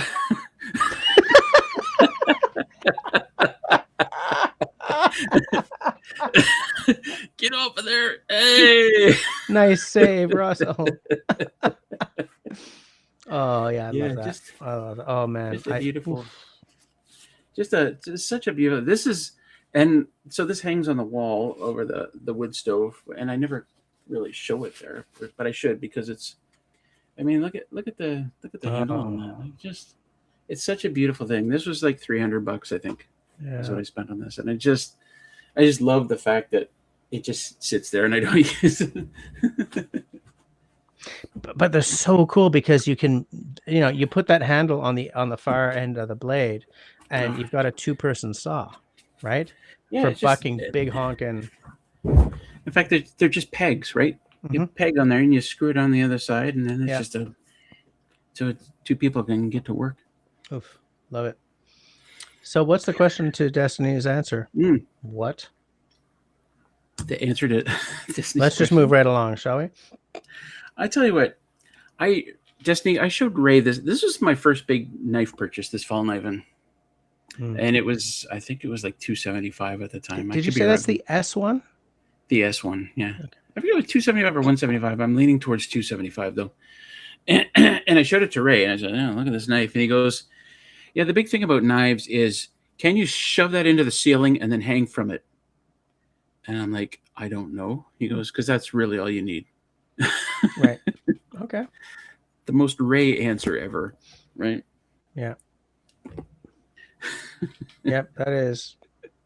I mean, I think Ray, if Survive Knives was still around, I think Ray would probably want one of those, right? Because you can stick it into something and then stand on it, and it's not going to snap. Well, here's the thing: like, Ray's been in the military, so he would um, probably go with a military knife, because military knives, from what I understand, are very practical knives. Even if they don't look very pretty, they're meant for actual use. You know. But too bad he's not here. I could ask him. What would you pick? Ray, would you pick? What would you take? What would you pick? For most of my bushcrafting existence, I would have been like, I want a wood lore, or let's be honest, I want a jack lore. But that silly little Groman #1 really got me, It's a beautiful knife. Oh yeah, so good in the hand, so useful. David's saying that those canvas drops are just meant for right after the stones to catch microburrs and wipe off metal dust before you hit the leather for the final polish. Wait, use the. That makes sense too, actually. This is the most country boy answer ever, and I respect it. I use scrap pieces of veg tan glued to a chunk of hardwood, flesh side out. Does that mean smooth side out, or does that mean? I love it. Country boy says this is pertaining to your saw, Russell. Old school loggers call those saws misery whips. I gotta mute. Misery whips. Well, it's one of the reasons I bought it, and I kind of bought it because it looks really cool, and I just really wanted it. But one of the reasons is, if the shit ever hit the fan, the fit ever hit the shan. Sorry, Jess. That's the sort of thing you need, right? So, I mean, you're trying to cut down a tree with a, like, y'all have never tried to cut down a tree with an axe. Okay, Dave aside, even he knows, right? You do not want to cut down a tree with an axe. I've done it before, but I haven't enjoyed it, especially because I was using my small forest axe and the tree was way too big. I ended up with a blister on my hand because it just wasn't equal to the task. It's hard work. It is really hard work, and there's a reason why people don't do it. Now we use chainsaws, but eventually, if the S8 hit the, what do you say? If the poop hit the Febreze, the poop hit the chute, and you run it, you're run out of gas for your chainsaw, then you. What I love, and they've had their funding cut, if I remember correctly, right now, but I love pretty much everything about the U.S. Forest Service. Like, I wish we would have like exactly the same thing up here. Part of their conceit is that they use those saws, like they use all these antique big honking buck saws like that, and like they take care of them, and they've got the little, they're sort of knocking the set, but they got saw sets and all this stuff, and they keep all these really old school tools going, partly so that you don't have sparks flying from chainsaws and stuff and starting fires, whatever. But like they're maintaining all these really old tools and maintaining those old skills, but not as a personal interest thing, rather in a way of maintaining the health of American forests, especially in terms of like hiking trails and stuff, right? And so they're sort of taking care of the forest, right? They're sort of getting stuff out of the trails. They're doing the good works, and they're using these old tools, and probably keeping companies like that, whatever company made your buck saw there, Russell, keeping companies like that in business, because not a lot of people are buying them outside of them. And Yeah. I have often said that I wish that Canada would make an organization that's exactly the same. Like exactly.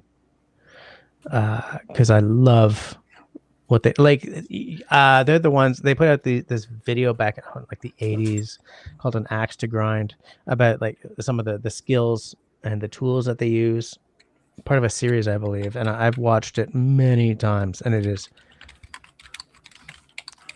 of its age for sure, but anyways, I believe they've had their funding massively cut recently. That's all I'm gonna say, because I don't want to be political. But yes, I love the U.S. Forest Service. Apparently, Zach sees a helicopter ride in Russell's immediate future. Sure. He also says that SE would probably be raised speed. I don't know what that is. SE, I mean, like I feel that a lot of the preppers who I've known have a real thing for SE knives. If I'm remembering correctly. I've never heard of these. Is somebody looking them up and dropping a URL in the chat right now, or should I do it? I think I see Russell doing it. Yeah, I can drop to SE knives. Yeah. Like check out like the SE. There's one. Hold on, let me look up the SE5. 5. Oh yeah, as Dave says, SE5. 4, 6. Why do they go from 4 to 6? Okay, so this is a $272 knife. Is that American? I don't know where these guys are from. I would love to just stop sneezing. SE5. Zach says that the SE4 HM is his speed. Sure. Yeah. This product can expose you to chemicals. This product can expose you to chemicals including sulfur, nickel, chromium, vanadium, and lead, which are not. Oh, California. Okay. Yeah. So it. Steel is 1095 carbon. Oh, I gotta look at my steel chart. It's relatively common. I think that SE goes really hard into what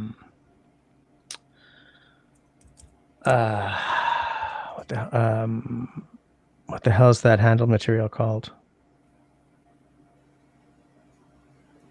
Sorry guys, I'm glitching hardcore tonight. Handle materials? Yeah, not Kydex, graphite. I hate my brain. It's like wood. No. 10. You can do like micarta. I think they go hard into micarta, or one of those like synthetics. It's like an inch longer than this one, which is interesting because it doesn't look like it in the website. I mean, that's a fairly long. Yeah. knife, but the blade is only 5 1/4. Oh, Zach says micarta and G10. Okay. That's I interesting. used That's a I long used handle. G10 to redo one of my kitchen knives once.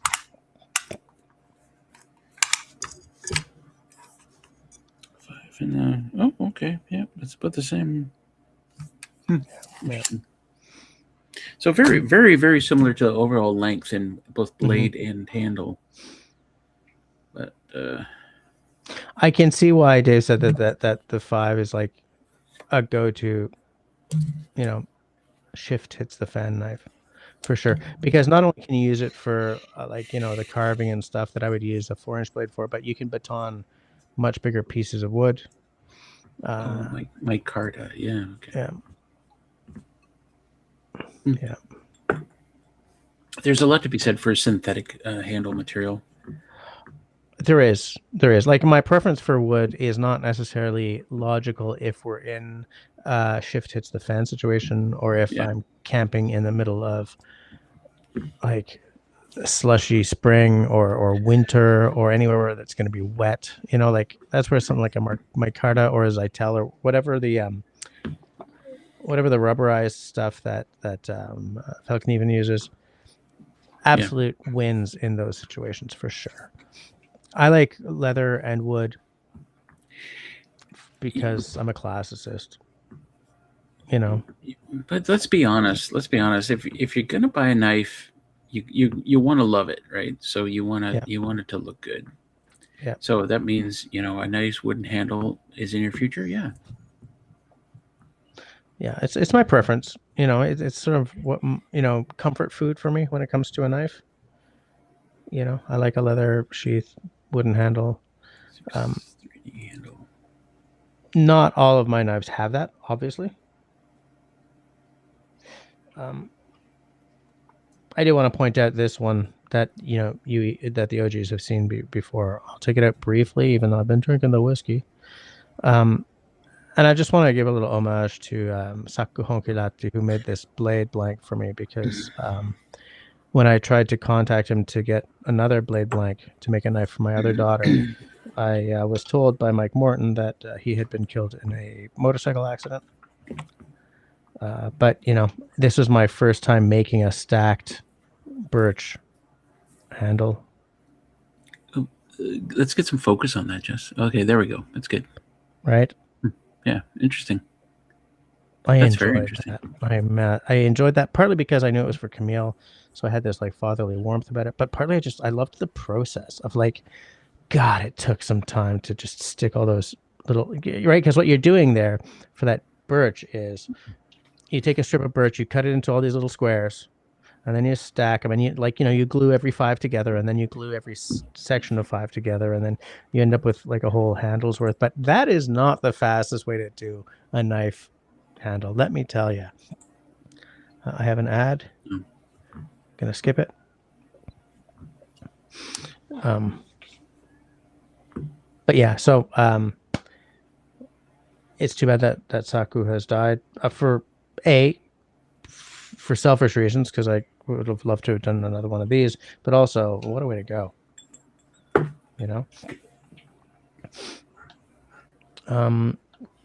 Zach says that after his apartment flooded, he's a synthetic fan all the way. Fair enough. Jim likes an SE6 3D. I don't know what the 3D is. It's the 3D is the handle. Something about the handle. Okay. Contoured 3D handle. I'm not sure what that means, other than probably has to do with the handle shape, contoured, and all that. It says the SE5 was actually designed by military SAR instructors as a downed pilot survival knife. It's a 1/4-inch thick tank built for prying out of cockpits and pure hard use survival. Okay, so it's designed along the same sort of philosophy as that LMF2, I think it's called. That marine knife I showed. So the contour. Sorry, just to interrupt. The contours look like the rings on. Like you take a block of wood and you see the rings on it. Yeah. That's kind of like they've taken a block of wood and then carved it down so that the handle looks like you still have the rings on it, and it looks like a contoured map, right? Right. topographical map. I think that's where that comes. I think that's where that comes from. Sorry to interrupt. So I mean, it's the same philosophy as went into the design of this knife. Because this is a thick ass blade as well. Maybe not a 1/4 inch thick. That's something else. Yeah, this is not. This is, I think, an 1/8 or something. Which that's like an American survival knife, right? Because like Swedish Air Force survival knife is this thing.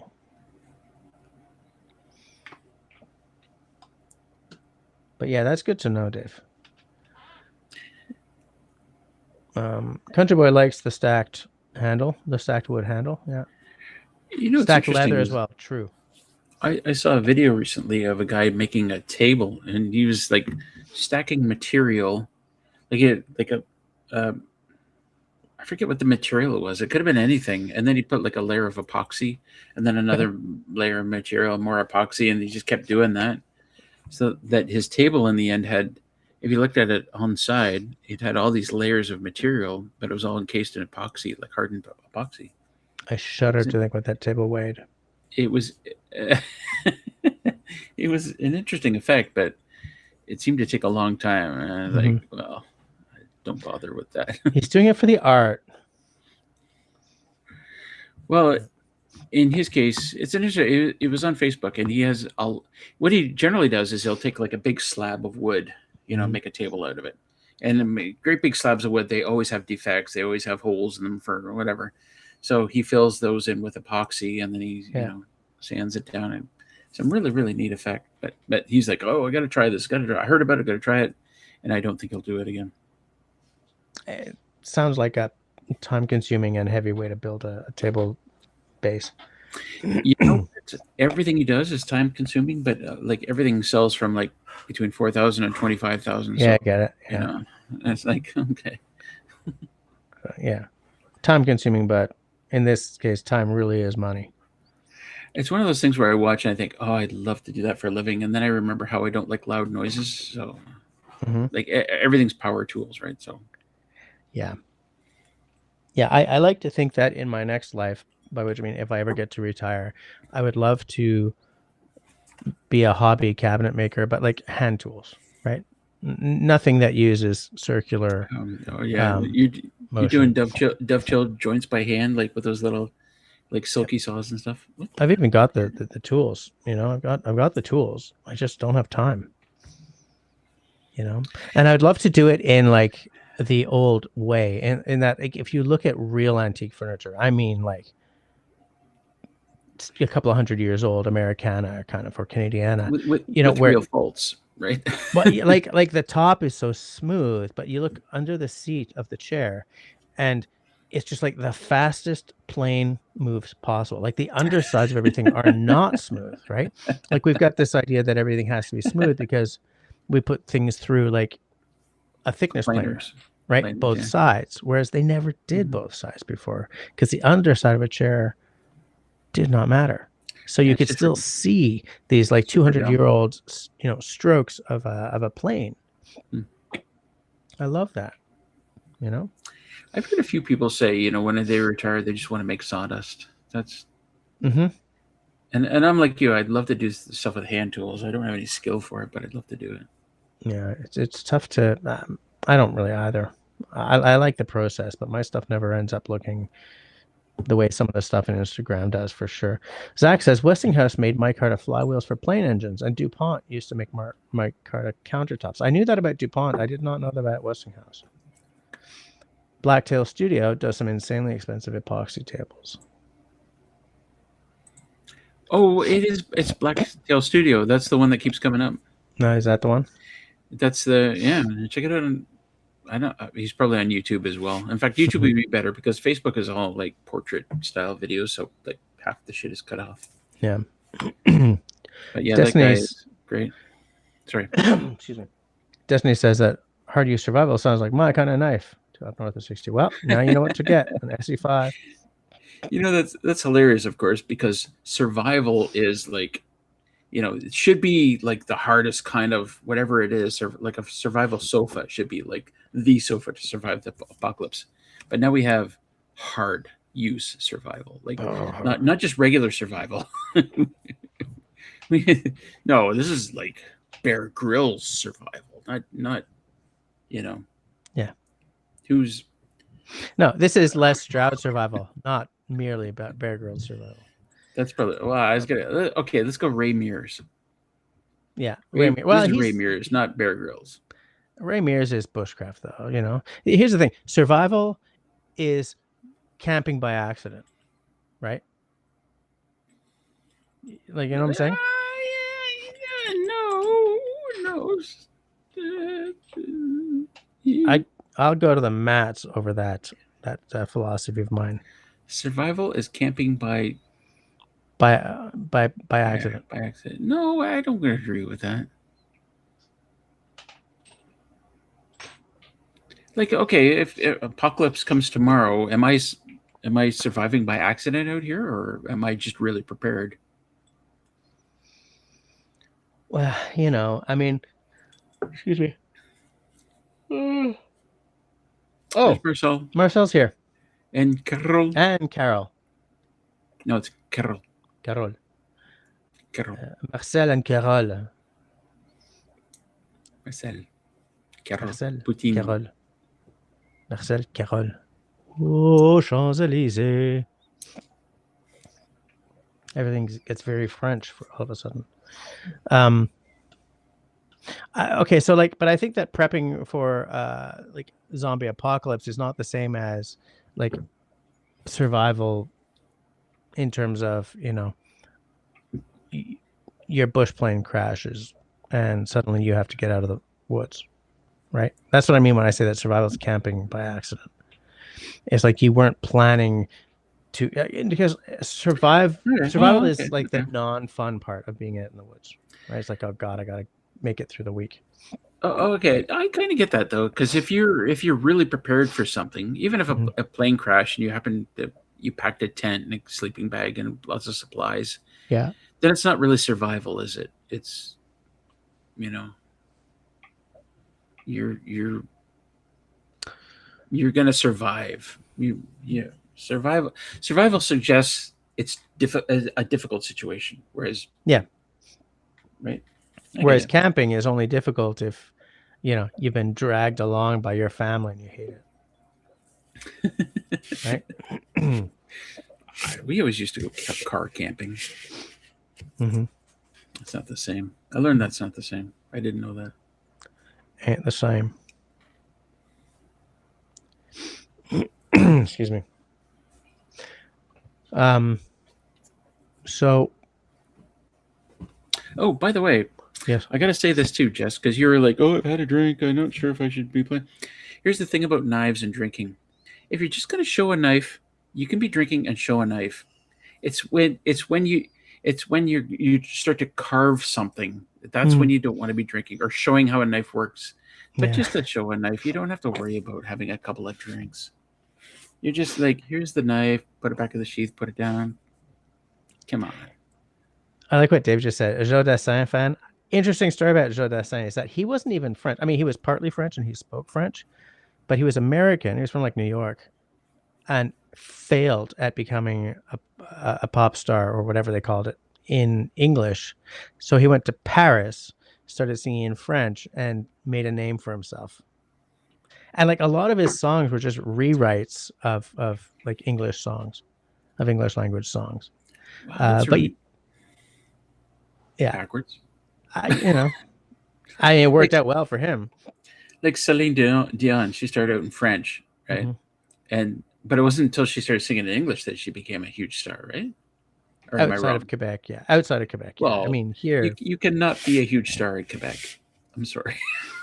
Well, you can because, like, if you do what Celine Dion did before she took the accent off, being big in Quebec really makes it easy to become big in Paris. And if you become big in Paris, you're automatically big anywhere in the world they speak French. Right? So there are some. That's a lot of places. Yeah. Yeah. So like bands that people in like even Ontario have never heard of are known very well in the francophonie, it's called. So it's, but that doesn't get you the UK and the US markets. You really got to sing in English for the UK and the US, you know? You know how funny that is like you can trace stuff like that back to the invention of the fork, right? The Mhm. fork was it was because the French high class were using it that it became a really popular thing, right? Yeah. And people in England are like, oh, a fork, wait, because they used to just use either their hands or a knife, right, Yeah. to take food to the mouth. And but the French elite were using forks, so I mean that's Yeah. why it caught on. Yeah, absolutely. Yeah. It was French people, man. Country Boy has seen Linker slice himself numerous times sober. Can you imagine how much blood he'd lose if he was drinking? I like that guy. He's got this real low key kind of, his his energy. carvings are amazing, though, aren't they? Yeah, Like, absolutely. yeah. Yeah. That's that's classic. Yeah, Yeah. Oh, you could do that. he's been to Joe Dassin's house in the south of France. That's cool. Wow, That's cool. that's a random bit of information. What the Yeah. hell were you doing in France? Back in the early 90s, probably, on vacation or something. That's cool. Huh? Um, I have just noticed that it is 23:02, so I'm going to shut her down. I love it. Countryboy says Linker is the Bob Ross of Basswood. That's a quotable quote right there, Destiny. And with that, we're going to shut her down You for tonight. you're not going to give us another 15 minutes? No, because I have work in the morning and I have All to right. get my kids out the door before I go to work. So, All right. thanks for having a ball tonight with me, Russell. It was great to have you on. We haven't done that in a while, and we talked about knives, which is fun. But we didn't order anything. We didn't order anything. I left the credit cards upstairs. So to everyone, thanks for hanging with us. I, I picture Jay sorry, Jess is like going through his wallet, pulling out the credit cards, and Yeah. Okay, safe. All I've got here's my Medicare card because drinks and knives. oh But no, yeah. PayPal. Shoot. But yeah, seriously, peeps. Good night, everyone. Thanks for hanging between now and next week. What's the date going to be next week? I'm good. I'm good. The 11th? Yeah, No, I'm right? flying to Alberta on the 13th, so we're good for next week. Between now and next week, everybody, please be safe, be sane, be healthy, and be kind to one another. Good night, all. Peace soup.